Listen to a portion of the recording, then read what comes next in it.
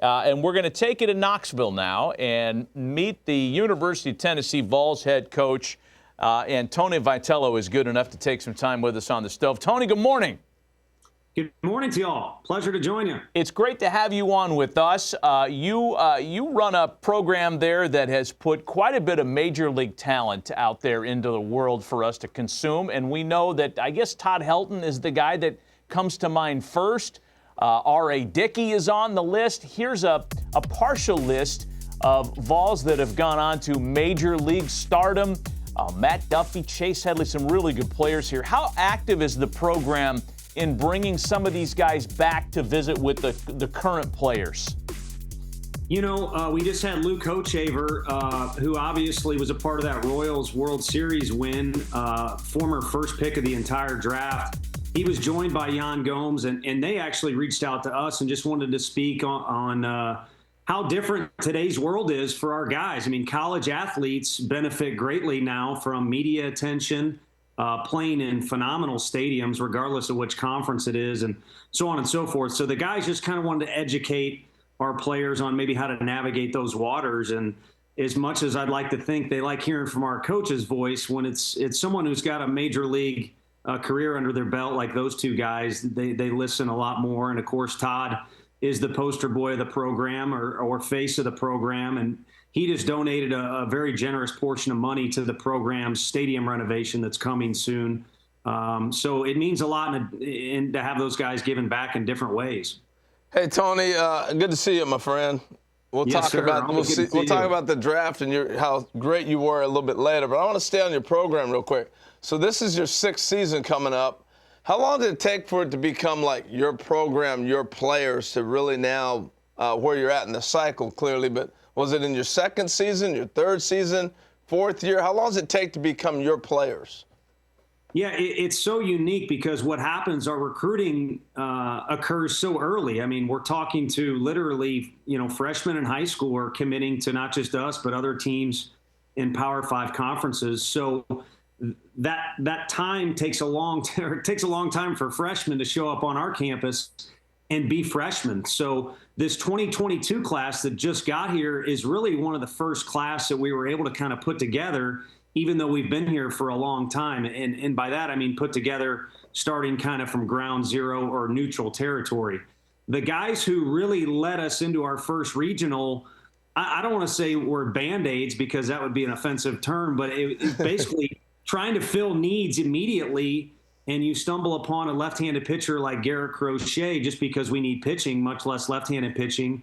And then Ricky Martinez, who is now our first base coach, he was a junior college player that came in and really was our first true shortstop of the program.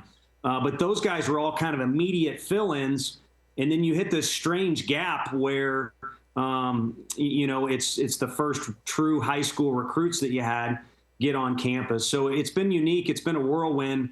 But we've been blessed with guys we inherited from Coach Serrano that were good players, guys we were able to scramble and get right away, and then finally kind of firm up a foundation of how we want to go about it. And kids now see we have a brand name, love it or leave it. They kind of know what we're about. We don't have to sell that vision. It's more something they can see on TV. It's kind of almost something that's more tangible. Tony, I want to ask you about a couple of your players, guys that have one guy who was with you, who's already in the big leagues, who's already there, and one guy who's projected to make a huge impact. They happen to share the same first name. It feels like Chase Silseth was pitching for you yesterday, and he's already made his major league debut despite being a very recent draft choice. And Chase Dollander is a guy who projects to go within the top handful of picks this year. Talk about both of those guys. Yeah, I mean, Chase Silseth is a kid down there in Farmington where the Connie Mack World Series has taken place is where he originated. So he's kind of been a folklore tale for quite some time because he's so gifted. And it was kind of in that area involved in that World Series, became a hot name at a young age and has continued on to do so. Chase Dollander's story is a little bit different because kind of came from, he's from Augusta, not exactly a small town. But wasn't a huge name and goes into Georgia Southern, probably under-recruited. Those guys nailed it in recruiting him and did a good job in developing him. And like a lot of kids, the portal creates curiosity. And I think one thing that helped us in the portal effort with Chase, even though he visited 5 other SEC schools and Texas Tech as well, was the fact he played against our team that year and kind of saw what we were about. And again, love it or leave it, I think he was able to understand a little bit better what we were talking to him about when we were recruiting him, how we do things. And he was excited about it. And since he's gotten here, he's developed so much, not just on the mound with Coach Anderson coaching him, but just as a person, how he goes about things. It's been a lot of fun to watch his maturity level increasing at a great rate. Well, I tell you what, you got one of the great football venues that draw 100,000 people, but the baseball, man, I've watched you play now a couple seasons in a row on TV. That atmosphere may be the best in all of college baseball. I know we talk about LSU and you talk about different places. It's incredible. And I've watched walk-off wins and everything else. When did it start becoming that crazy? And am I right with the atmosphere? You can talk about that a little bit for us.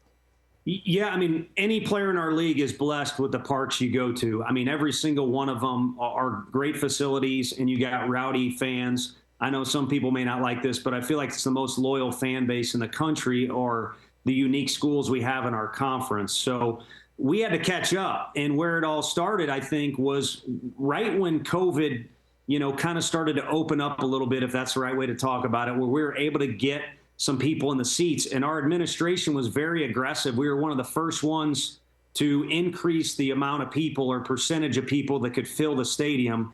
And then by the end of the year, it was full. And so now it's a part of a conversation where we're in a coffee break at the SEC head coaches meetings, and a few guys are talking about it. It may be the rowdiest and most electric environment in the country. And of course, I was stupid and didn't have my phone out. I should have been recording those comments those other coaches were making. But regardless, this fan base has helped us kind of catapult ourselves into where we're a little bit more relevant in our conference at this point. Hey, Tony, we appreciate the visit, man. Best of luck to you guys in your program. I know that you're going to be participating in the MLB Desert Classic to kick off your season, the tournament that was formerly referred to as the MLB 4. Right. That's going to be an awesome event. We look forward to watching your club on MLB Network in February, and thanks for taking some time with us. Yeah, thank you guys. Next time, please don't have me follow Eric Davis. He's one of my former heroes. It's quite a downgrade going from Eric Davis. You represented well despite the seating we gave you. Way to go. You hold your own. I was getting ready to have a little Am Singer split screen, you and him and all that, but we can't even get into that. We'll leave you respect. Way to go, Tony. We appreciate your time, man. That. I would love that time with him again, but we'll put that off at another date. Got it. Hey, thanks job, Tony. Appreciate it.